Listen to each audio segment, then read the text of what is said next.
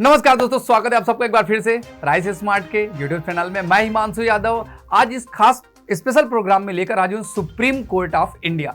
दरअसल 28 जनवरी 2024 को supreme court के 74 साल पूरे हो गए, 75वां साल शुरू हो गया। तो आज की इस सेशन में हम चर्चा करेंगे सुप्रीम कोर्ट के विगत 75 वर्षों की, और इसके द्वारा जो प्रमुख केस थे उन केस में क्या डिसीजन दिया गया, इस पर हम चर्चा करने वाले हैं। तो देखो भाई, आज की इस क्लास में सबसे पहले हम चर्चा करेंगे सुप्रीम कोर्ट के द्वारा दिए गए प्रमुख निर्णयों की, जो कि 75 साल में दिए गए।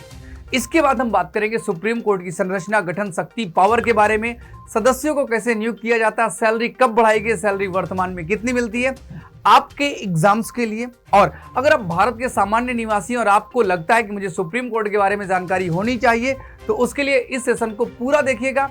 किसी भी एग्जाम्स की तैयारी कर रहे हैं, आपके लिए ये सेशन होगा बहुत ही फायदेमंद, क्योंकि हम वक्ता नहीं, हम है टीचर, और आप है राइस स्मार्ट, जिसका अर्थ है सक्सेस टुगेदर, यानी कि एक साथ मिलकर हम लोग आपकी सफलता में सहभागी बनने वाले हैं। तो आइएगा, सबसे पहले हम लोग चर्चा करते हैं कि सुप्रीम कोर्ट यानी कि सर्वोच्च न्यायालय, इसका गठन कैसे हुआ। एक लाइन, इसके बाद इसके सभी प्रमुख केस।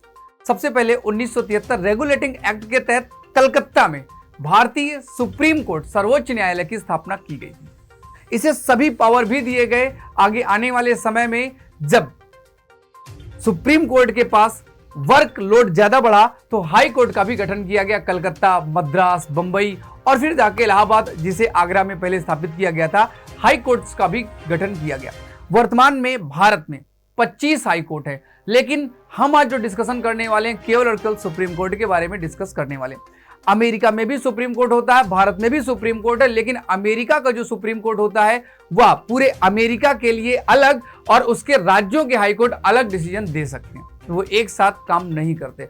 जबकि भारत में एकहरी न्यायपालिका की व्यवस्था है, अर्थात सुप्रीम कोर्ट जो बात बोलेगा वही डिस्ट्रिक्ट कोर्ट को और हाई कोर्ट को मानना पड़ेगा। समूचा देश उस बात को मानता है।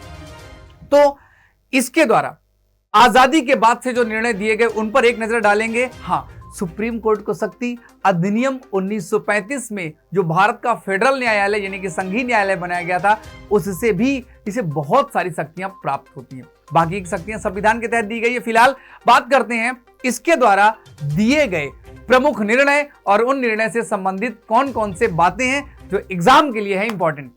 देखिएगा, आजादी के बाद जो सबसे पहला केस चर्चा में रहा उसका नाम था AK गोपालन केस।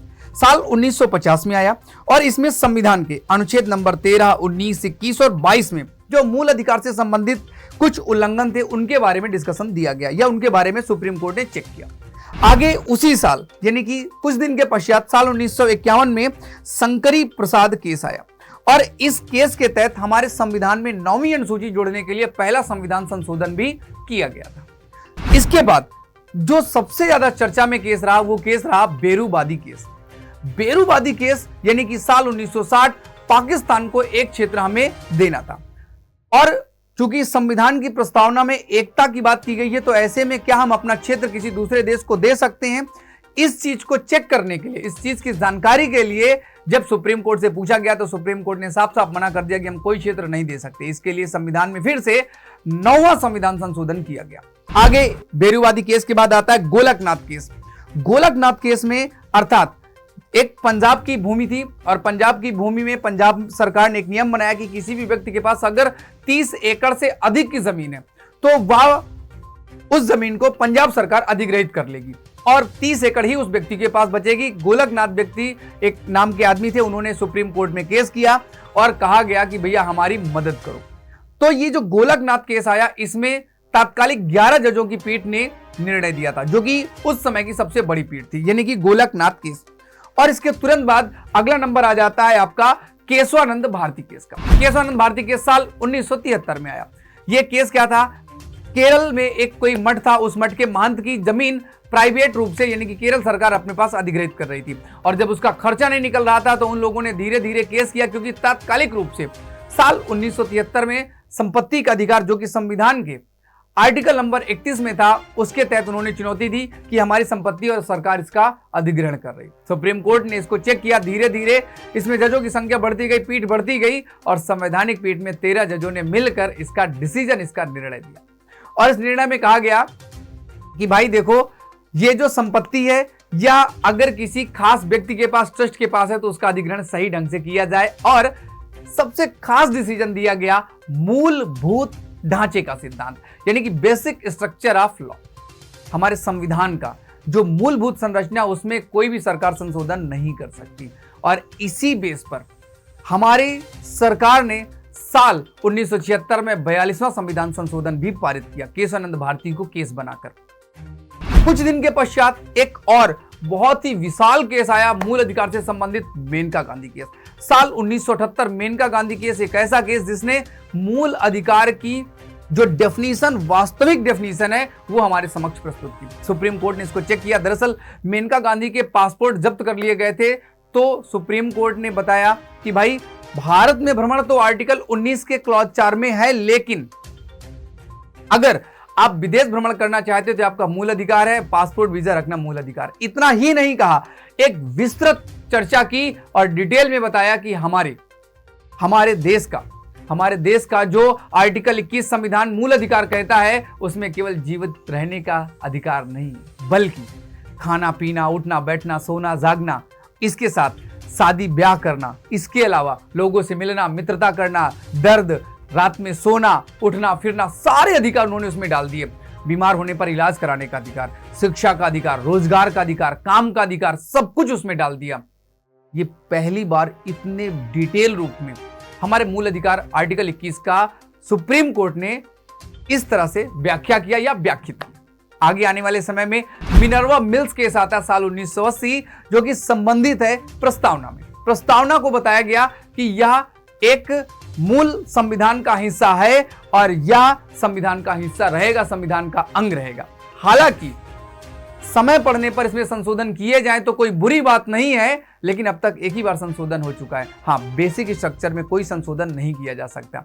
जब प्रस्तावना की बात आई है तो एक बात और बता देता हूं, प्रस्तावना जो कि हमारे संविधान का अंग है, परिवर्तनीय नहीं है, न्यायालय के द्वारा लागू नहीं कराया जा सकता। आगे बात करते हैं आगे आने वाले केसेस में, जिनमें शाह बानो बेगम मामला आया साल 1985 में। इसमें मुस्लिम महिलाओं के अधिकारों की लड़ाई का मील का पत्थर माना जाता है। सुप्रीम कोर्ट ने मुस्लिम महिला के गुजारे भत्ते के अधिकार को बरकरार रखा शानबागो केस में। फिर इसके बाद अगला आता है एसपी मेहता और यूनियन ऑफ इंडिया साल 1986 का केस, और इस मामले में अनुच्छेद 32 को चेक किया गया।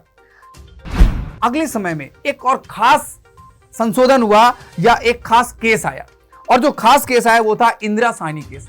इंदिरा साहनी केस में क्या किया गया, इंदिरा साहनी केस में एक जो मूल अधिकार में आरक्षण मिल रहा था, उस आरक्षण के लिए इंदिरा साहनी ने केस किया कि भाई रिजर्वेशन 50% से ज्यादा दिया जा रहा है, क्योंकि तात्कालिक सरकार यानी कि विश्वनाथ प्रताप सिंह ने जनरल कैंडिडेट को और ओबीसी को भी रिजर्वेशन दे दिया था, जिससे रिजर्वेशन टोटल 59.5% हो गया था। एससी एसटी का 22.5%, शेड्यूल जो आपका ओबीसी है उनके लिए 27% रिजर्वेशन था। ऐसे में दिक्कतें हो रही थी, सामान्य वर्ग के लिए बहुत कम सीटें बची थी। तब सुप्रीम कोर्ट ने इस मामले में डिसीजन दिया कि आरक्षण 50% से ज्यादा नहीं होगा, और जो जनरल कैंडिडेट को 50% का रिजर्वेशन दिया गया था, 50% से जो ज्यादा का रिजर्वेशन था, उसे क्या कर दिया गया, कैंसिल कर दिया गया। तब साल 1992 से साल 2019 तक सुप्रीम कोर्ट के कथ्य अनुसार हमारे देश में जो रिजर्वेशन था वह शेड्यूल कास्ट, शेड्यूल ट्राइब्स दोनों को मिला के 22.5%, ओबीसी का 27%, अर्थात 49.5% रिजर्वेशन रहा। हालांकि 2019 में मोदी सरकार ने फिर से रिजर्वेशन दिया, और अब वर्तमान में 2019 के बाद अभी 59.5% ही रिजर्वेशन भारत में लागू है। इंदिरा साहनी केस के बाद जो अगला प्रमुख केस आया वो था एसआर बोम्मई मामला। अब एसआर बोम्मई मामले की बात करें तो यहां पर क्या था कि कर्नाटक में सरकार थी एक एसआर बोम्मई की, और उनकी सरकार को बर्खास्त कर दिया गया। आर्टिकल नंबर 356 का प्रयोग किया गया, और इस मामले को वो लेकर आए सुप्रीम कोर्ट। सुप्रीम कोर्ट ने कहा कि देखो, गवर्नर के पास सरकार को बर्खास्त करने का, राष्ट्रपति शासन लागू करने का, सिफारिश करने का अधिकार है, लेकिन सुप्रीम कोर्ट इसकी न्यायिक पुनरीक्षा कर सकता है, जुडिशियल रिव्यू किया जा सकता है कि यह सही है अथवा यह गलत है। और इस मामले को चेक किया गया, इसमें 11 जजों ने डिसीजन दिया, और ये उस समय की एक प्रमुख घटना रही एसआर बोम्मई केस साल 1994। आपको मैं बता दूं, 1994 तक हमारे देश में 100 बार से अधिक राष्ट्रपति शासन लागू किया जा चुका था, और 1994 से लेकर साल 2021 तक 23 बार तक राष्ट्रपति शासन का प्रयोग किया जा चुका है और सुप्रीम कोर्ट कहता है कि इसे सरकार अपना एक लाभ, अपनी महत्वपूर्ण शक्ति के रूप में इसका प्रयोग कतई ना करे। यह बहुत गलत है। इसका सही ढंग से समुचित प्रयोग किया जाना चाहिए आर्टिकल 356 का। इसीलिए बाबा साहब बी.आर. अम्बेडकर ने आर्टिकल 356 को डेड लेटर कहा, यानी कि मृत शब्द घोषित किया है। आगे आने वाले कुछ केस के बारे में चर्चा करते हैं। दरअसल एसआर मुंबई के बाद आता है विशाखा और राजस्थान केस साल 1997, समता और आंध्र प्रदेश सरकार का केस आता है 1997, एक आता है लिली थॉमस बनाम भारत संघ केस 2000 और इसके बाद जो प्रमुख केस आता है वो आता है अरुणा शानबाग केस। अरुणा शानबाग केस साल 2011 का था और अरुणा शानबाग केस में था क्या, इच्छा मृत्यु। हम यूथेनेसिया, मर्सी डेथ की डिमांड कर रहे हैं। सुप्रीम कोर्ट ने कहा ये भारत में कॉन्सेप्ट है ही नहीं मर्सी डेथ का। आप बाहर जाइएगा और अपनी सरकार से डिमांड कीजिएगा। हमारे पास कोई कानून ऐसा है ही नहीं जहां पर हम ये कह सके कि हम आपको इच्छा मृत्यु दे रहे हैं। भारत में इच्छा मृत्यु का कोई कॉन्सेप्ट नहीं। हाँ, कोई व्यक्ति अब जिएगा ही नहीं, 100% डेथ हो जाएगी, तब उस पर भी एक बहुत लंबा प्रोसेस है इच्छा मृत्यु का, उसके पश्चात ही दिया जा सकता। वो भी जहर का इंजेक्शन आज भी नहीं दिया जाता, किसी का मुंह दबा के आज भी नहीं दिया जा सकता, क्योंकि मारना आर्टिकल 21 का उल्लंघन है। हाँ, जो बचाव के लिए जो इक्विपमेंट्स लगाए गए हैं, सुरक्षा के लिए जो उपकरण लगाए गए हैं, जैसे मान लीजिएगा बहुत सारी मशीन लगाई जाती हैं, खाने पीने की व्यवस्था कर दी जाती है, ग्लूकोज चढ़ाया जाता है, विटामिन के टेबलेट्स दिए जाते हैं, वो देना बंद कर दीजिएगा, तब आदमी का अगर डेथ हो जाए तो कोई दिक्कत नहीं है। बट किसी को जहर का इंजेक्शन देके एक्टिव यूथेनेसिया भारत में पूरी तरह से प्रोहिबिटेड है, मना है। आगे और एक बात करते हैं। एक और केस आया 3 तलाक का मामला साल 2016 में। इसे सरकार ने एक्सेप्ट किया कि 3 तलाक गलत है और निजता के अधिकार के लिए साल 2017 में जो केस आया, बहुत शानदार केस रहा। यह केस आपका एस पुट्टास्वामी केस 2017 और निजता के अधिकार को संविधान के आर्टिकल नंबर 21 में महत्वपूर्ण हिस्सा दिया गया कि निजता का अधिकार, राइट टू प्राइवेसी, मूल अधिकार है। अभी राइट टू प्राइवेसी आपका क्या है, मूल अधिकार के रूप में जाना जाता है। आगे आने वाले समय में बहुत सारे केसेस आए और बहुत सी चीजें वहां पे देखने को मिली। लेकिन अब हम लोग बात करते हैं इतने सारे केस का निर्णय देने वाला और जम्मू कश्मीर को जो केंद्र शासित प्रदेश बनाया गया इस पर डिसीजन देने वाला, अयोध्या मामले पर डिसीजन देने वाला सुप्रीम कोर्ट, आखिर इसका संविधान में क्या प्रोविजन है। दरअसल संविधान के भाग नंबर 5 में, यानी कि संघ नामक चैप्टर में, एक आर्टिकल 124 से लेकर 147 तक सुप्रीम कोर्ट के बारे में चर्चा की गई है, उसके बारे में बताया गया। आर्टिकल 124 कहता है कि भारत में एक सुप्रीम कोर्ट होगा और उसके जजों का नियुक्ति भारत के राष्ट्रपति के द्वारा की जाएगी। भारत के पहले जो राष्ट्रपति थे उन्होंने भारत के पहले सुप्रीम कोर्ट के जज की नियुक्ति की, यानी कि भारत के पहले जो सुप्रीम कोर्ट के जज थे उनका नाम था हीरालाल जयकानिया और उनकी नियुक्ति तत्कालिक राष्ट्रपति अर्थात राजेंद्र प्रसाद जी के द्वारा की गई थी। और यह सिलसिला आज तक जारी है। अभी वर्तमान में यानी कि 2024 महीना है मई का और अभी भारत के 50वें मुख्य न्यायाधीश हैं जिनका नाम है डी.वाई. चंद्रचूड़। डी.वाई. चंद्रचूड़ भारत के 50वें मुख्य न्यायाधीश के रूप में काम कर रहे हैं। शुरुआत जब हमारे सुप्रीम कोर्ट की हुई तो संविधान लागू होने के साथ ही 26 जनवरी 1950 को हो जाना चाहिए था, लेकिन इसका उद्घाटन 28 जनवरी 1950 को 7+1 जजों के साथ हुआ, यानी कि एक मुख्य न्यायाधीश और 7 अन्य न्यायाधीश थे। आज वर्तमान की बात करें तो वर्तमान में 34 जज हैं, जिनमें 33 जज और एक मुख्य न्यायाधीश होते हैं। तो जजों की संख्या कैसे बढ़ाई गई या एक क्रम रहा। दरअसल साल 1956 में जजों की संख्या 10 कर दी गई, 1960 में 13 कर दी गई, 1977 में 17, 1986 में 25 और साल 2008-9 में जजों की संख्या कर दी गई 31। 2019 में फिर से जजों की संख्या बढ़ाई गई और जजों की संख्या कितनी कर दी गई, जजों की संख्या 34, जो कि वर्तमान में सुप्रीम कोर्ट के जज हैं। जजों की संख्या बढ़ाने का काम या शक्ति भारत के संसद के पास होती है। हमारा सुप्रीम कोर्ट 1958 तक हमारे संसद भवन में ही था, लेकिन 1958 के बाद इसका अपना खुद की एक बिल्डिंग मिल गई, एक खुद का अपना कार्यालय बना लिया गया। तब से लेकर वहीं पर यानी कि दिल्ली में है। और सुप्रीम कोर्ट का स्थान कहां पर होगा इसके बारे में संविधान का आर्टिकल नंबर 130 बताता है कि इसका जो घर होगा वो दिल्ली में स्थापित होगा। आर्टिकल 131 संवैधानिक मामले में इसकी शक्तियों के बारे में बात करता है। आर्टिकल 132 और 134 दीवानी फौजदारी मामले में इसके सबसे बड़ी पावर होने की बात बताता है। इसके अपने मूल क्षेत्राधिकार होते हैं, जिनमें ऐसे मामले आते हैं जो किसी और कोर्ट में नहीं जा सकते।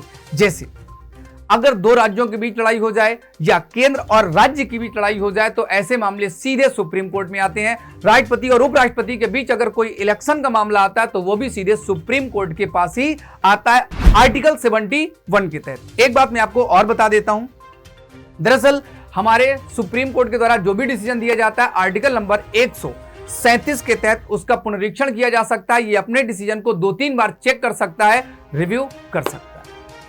आगे बात बढ़ने से पहले एक बात आपको और बता दूं जो बहुत जरूरी है, सुप्रीम कोर्ट में कोई भी कार्य केवल इंग्लिश भाषा में, अंग्रेजी भाषा में किया जाता है। संसद सुप्रीम कोर्ट के कामों को नहीं चेक कर सकती और ना ही सुप्रीम कोर्ट संसद के कार्यों को चेक कर सकता है। ये दोनों आपस में एक दूसरे के कार्यों को चेक नहीं करते हैं।